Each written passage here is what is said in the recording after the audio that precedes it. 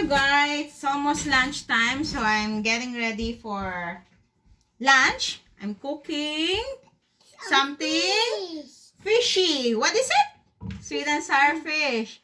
Yeah, so I slice a fish in here. It's a fillet, sole fillet. I'm gonna season the fish with garlic salt, because I only have garlic salt here. Garlic salt, pepper,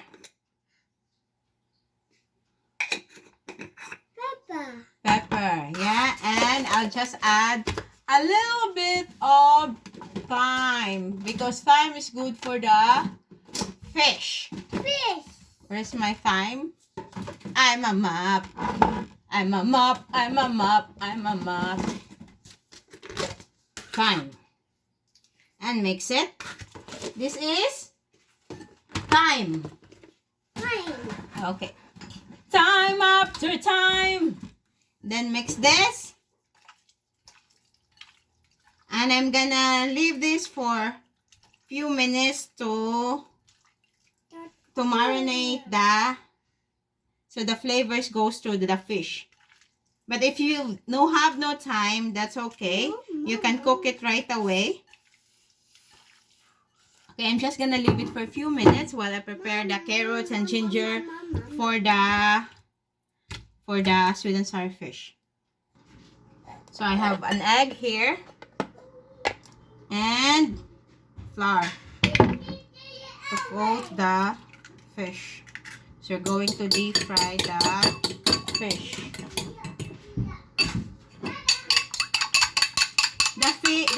The fish is gonna be dressed with a sweet and sour Thai special.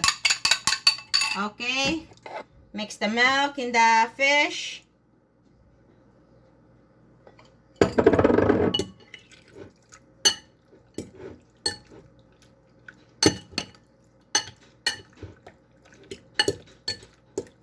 When the oil boiled up, you can start cook the fish. Just wait. And also here I have the shredded carrots and some ginger. Okay, it's ready to cook the fish now. So I'm gonna dip this in the flour.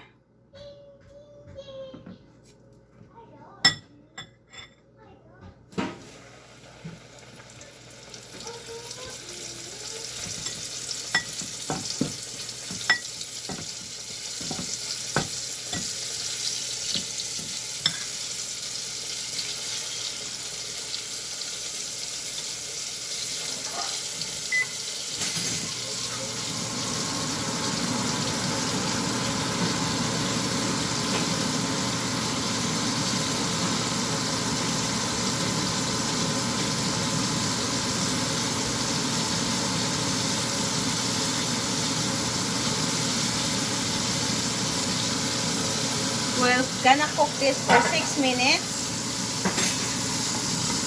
Okay.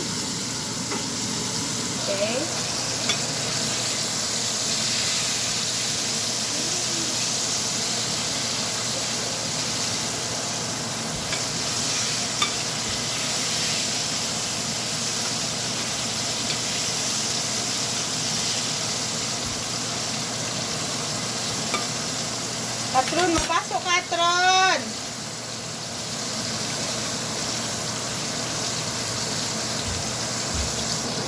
Okay, fish are cooked. Take it out from the grease.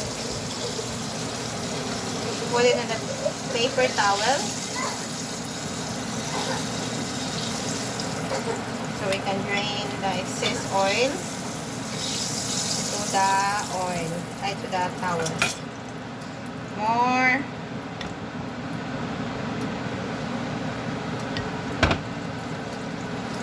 I can smell the thyme.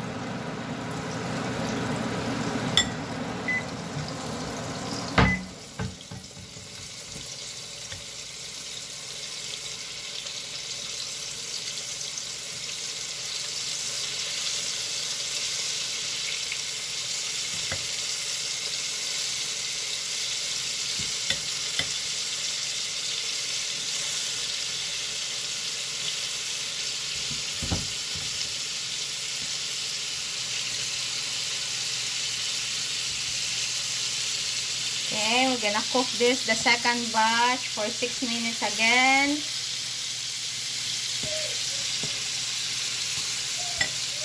Okay.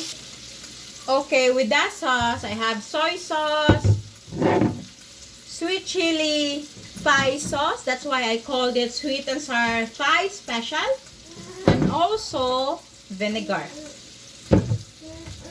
With a little bit of brown sugar. So,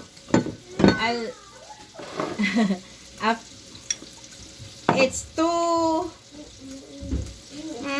tablespoons of sweet chili sauce, 1 teaspoon of soy sauce, 1 teaspoon of vinegar,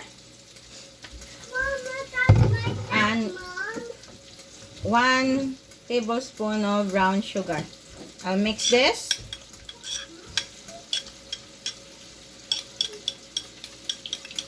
I'm going to heat it up, the sauce, on the stove, because I'm going to cook a little bit the ginger and carrots. But I'm still gonna leave it fresh, so it's just few minutes to cook those. You can try the sauce. It's good. We're gonna add a little bit of water and cornstarch to make it thicker to the sauce. But we're gonna heat it up first. Just waiting for my stove top.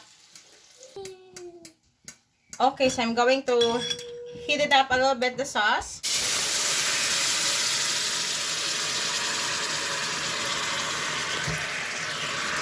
It's in there.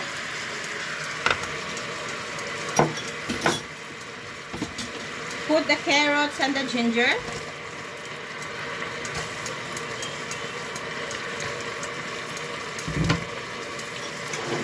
You mix it. Gonna grab the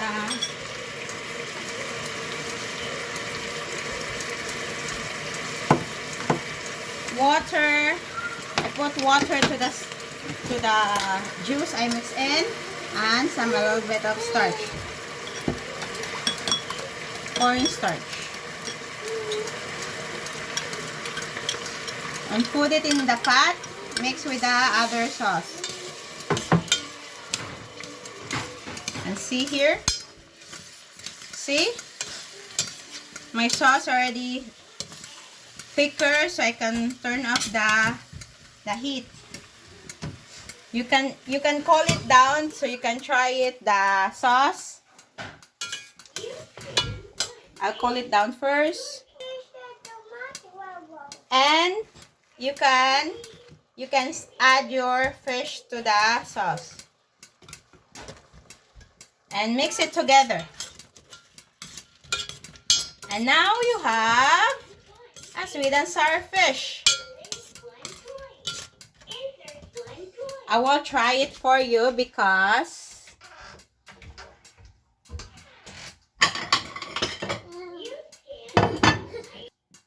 so this is my sweet and sour fish. I'm gonna try it here. It's the fish. Yeah, still steaming. Still hot.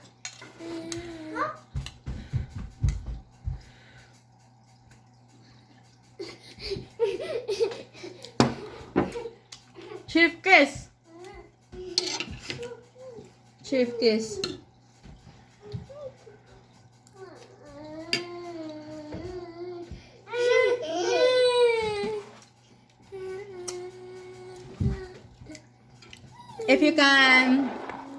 If you like this video, just press like, subscribe, and don't forget to comment.